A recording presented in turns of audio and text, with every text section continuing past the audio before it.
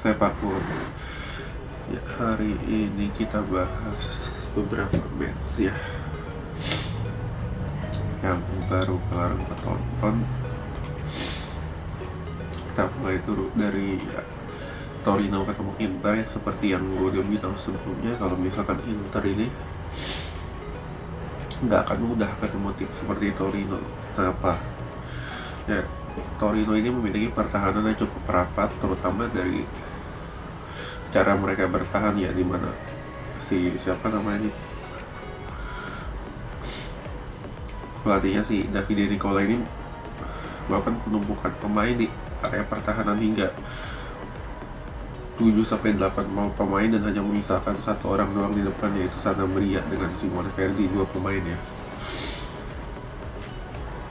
yang membuat Inter ini kesulitan. Trio gelandangnya Gagliardini, Brozovic, Barella ya barulah sampai di mana ke-56 Gagliardini diganti Erikson, baru ada aliran bola itu lebih lancar ya, sampai Peris juga diganti oleh Ashley Young,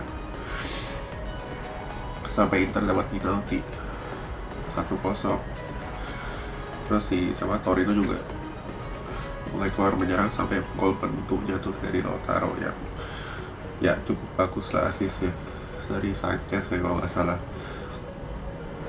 Ya, kesimpulannya untuk Inter ya layak menang, cuman kalau misalkan apakah layak juara ya masih belum tahu juga, karena kalau misalkan Inter penyakitnya ini sama, ketemu tim yang melakukan pertahanan Grendel, Inter ini suka goyang ya, lu lihat sendiri di babak pertama mainnya kayak apa kan. Oke, lalu kita ke match selanjutnya.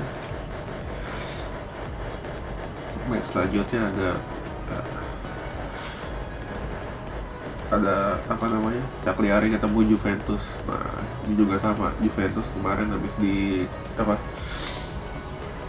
tersingkir dari babak 16 besar di UCL. Nah, sekarang ketemu Cagliari, jadi Juventus menang 3-1, dan ya mereka di sini menunjukkan bahwa mereka bisa fokus di Serie A karena mereka tinggal punya dua ajang, yaitu Coppa dengan Serie A. Dan di sini mereka tunjukkan bahwa mereka serius. Di babak pertama doang si Ronaldo cetak hat-trick. Di babak kedua Juventus ngedrop. Ya mungkin gue gak tau kenapa pada saat ini Pirlo ya, atau hemat tenaga atau apa, karena ya mereka udah unggul 3-0.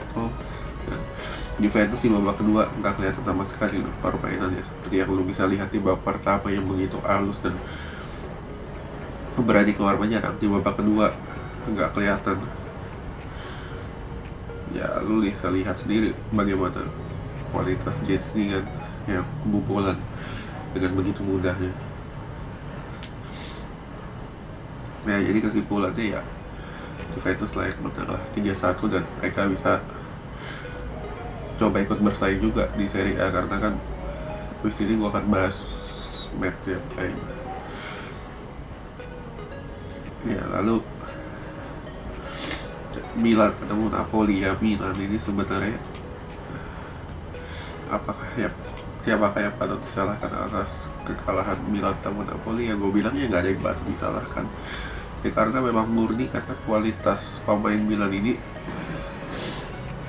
sulit kalau misalkan bersaing di perebutan gelar, karena lu bisa lihat dari skuad ya, terutama dari sisi penyerangannya Milan ini benar-benar gak ada yang bisa konsisten bagus. Lu bisa lihat pemain kayak Rafael Leao, Radek Krunic, lalu Samu Castillejo itu kan bukan level top banget. Hakan tuh juga bukan level top.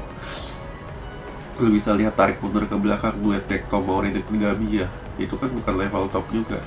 Jadi gua gak heran kalau misalkan Milan ini kalah. Cuman kalahnya Milan bukan karena mereka kebobolan. Mereka kebobolan cuma satu. Yang jadi masalah mereka gak bisa cetak gol. Seperti yang gue udah bilang di awal-awal, kalau misalkan Milan akan ngedrop ya terlihat juga di sini. Milan ngedrop karena satu, nggak ada suplai bola yang biasa dilakukan pemain kayak Salamaker, selalu Ante Rebic ini kayak terlihat di match ini. Jadi gue gak heran kalau misalkan Milan, seperti yang gue udah bilang di sebelumnya, kalau misalkan Milan diajak bermain fisik ala Napoli, Milan ini kan lebih stylish kan. Jadi kalau misalkan diajak bermain adu fisik dengan para pemain Napoli, Milan ini nggak sanggup, dan bukti fisiknya Milan ngedrop, para pemain Milan ngedrop, dan kalah 1-0. Oke.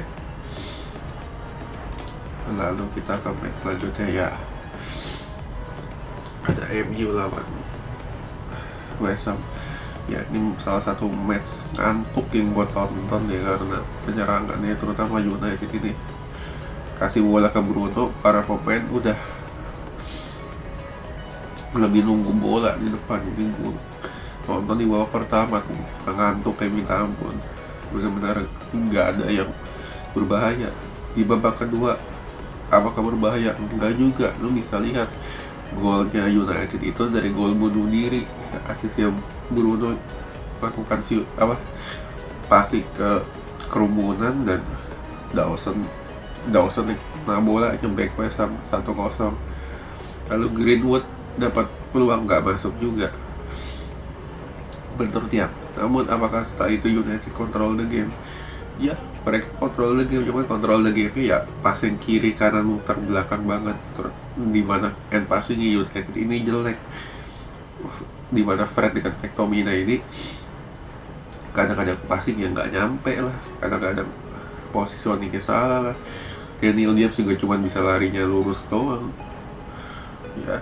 Lalu Greenwood pun juga bukan Greenwood yang kita lihat musim lalu. Rashford egoisnya minta ampun, jadi gue nggak heran ya. Aaron Wan-Bissaka pun juga sama, itu gak usah kita bahas, udah sering kayak gitu. Lalu apakah West Ham main bagus? Enggak juga. West Ham pun sama mainnya, mutar-mutar dapat bola shooting, mutar-mutar dapat bola shooting ya. Makanya kan gue bilang tim kayak West Ham gini lama-lama akan ngedrop, karena murni dari taktiknya itu benar-benar jelek banget. Ditambah kualitas individunya nggak mendukung, jadi gue nggak heran kalau misalkan West Ham ini perlahan akan turun. Lalu untuk United, apakah mereka layak menang? Ya mereka layak menang karena murni dari mereka dapat gol itu doang. Karena mulai dari secara permainan, secara mereka bangun serangan ini nggak ada beda jauhnya sama West Ham. Ya, gue heran juga kalau misalkan tim dengan permainan kayak gini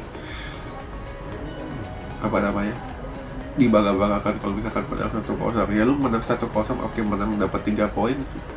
Cuman lu lihat dari segi cara permainan kayak gini nggak berlaku lu lawan tim-tim yang memiliki pertahanan yang begitu kuat. Oke? Lalu kita ke match terakhir nih. Nah, ini ada North West London Derby. Ada Arsenal ketemu Tottenham ya. Arsenal di babak pertama main cukup bagus ya. Odegaard golnya juga bagus. Si Aubameyang dicadangin karena ya dia terkena tindakan indisipliner ya. Arsenal main dengan 4-2-3-1 dan Saka di kanan, Odegaard tengah, Emil Smith-Rowe di kiri, Lacazette di striker depan. Di awal-awal Tottenham udah dapat masalah, Son kena hamstring. Masuklah Lamela, dapat gol. Lamela golnya bagus tuh, golnya rabot Lamela di mana ya crossing dari sisi kanan menusuk dari sisi kiri, itu kan Mourinho banget strateginya. Dapat 1 gol sebelum dibalas oleh Odegaard 1-1.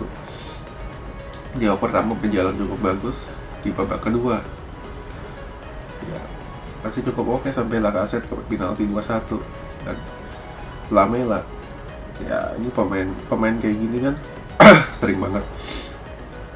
Ini salah satu pemain yang gue soroti ya, pemain ini benar-benar masih memiliki darah Latinnya lah ibaratnya, karena sering bermain kotor, bla bla segala macam. Di sini terlihat oleh wasit bahwa dia melakukan tamparannya cukup keras sehingga dia dapat kartu kuning kedua, kartu merah. Cuman Arteta Spurs main 10 pemain, bukannya menyerang, malah menginstruksikan pemainnya untuk bertahan. Jadi gue bingung nih kenapa nih. Apakah dia takut karena Spurs mau menyerang? Lu main dengan 10 pemain, harusnya lu lebih bisa leluasa dalam bermain kan. Cuma di sini gue nggak melihat Arsenal melakukan itu, karena yang dilakukan Arteta memasukkan malah memasukkan si Willian dimasukkan, L ini dimasukkan. Ya mungkin kesimpulannya karena dia nggak mau kena counter lah ibaratnya. Cuman lu Spurs main dengan kayak gitu, gue bingung juga. Dulu bisa ranking 1, lu lihat bagaimana kualitas Gareth Bale ini, kan lu tinggal sisa-sisa ya. Bale di sini nggak kelihatan loh, seperti yang gue udah bilang di preview gue sebelum. Kalau misalkan Arteta nggak kepancing strateginya Spurs, Arsenal bisa menang dan terbukti mereka bisa dapat 3 poin. Oke, sekian dulu.